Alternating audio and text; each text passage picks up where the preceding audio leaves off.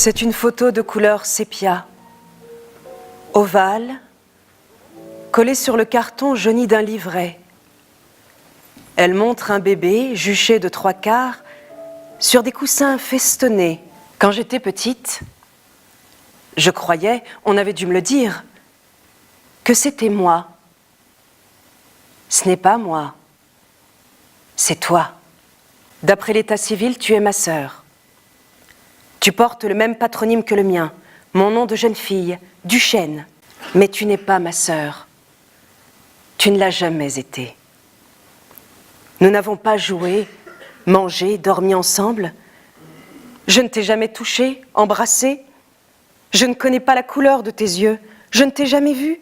Tu es entrée morte dans ma vie l'été de mes 10 ans. Née et morte dans un récit. Je ne sais pas comment j'ai été alertée.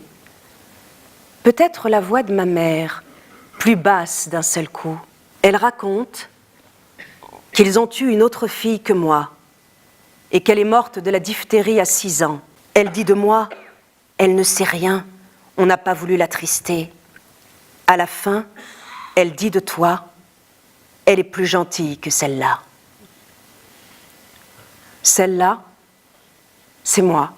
Pourquoi ne les ai-je jamais interrogés sur toi, à aucun moment, pas même adulte et mère à mon tour? Pourquoi ne pas leur avoir dit que je savais? Ils te gardaient pour eux, en eux, comme dans un tabernacle dont ils me défendaient l'accès. Tu étais leur sacré. Je ne leur reproche rien. Les parents d'un enfant mort ne savent pas ce que leur douleur fait à celui qui est vivant. Toi et moi étions destinés à rester uniques. Leur volonté de n'avoir qu'un seul enfant affichée dans leurs propos, on ne pourrait pas faire pour deux ce qu'on a fait pour un. Impliquer ta vie ou la mienne, pas les deux. Je suis venue au monde parce que tu es morte et je t'ai remplacée. Il y a la mort et il y a la vie, toi ou moi.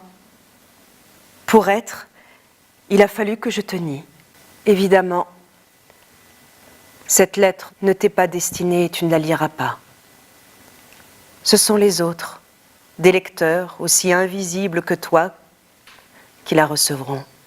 Pourtant, un fond de pensée magique en moi voudrait que, de façon inconcevable, analogique, elle te parvienne, comme m'est parvenue jadis, un dimanche d'été, la nouvelle de ton existence, par un récit dont je n'étais pas non plus la destinataire.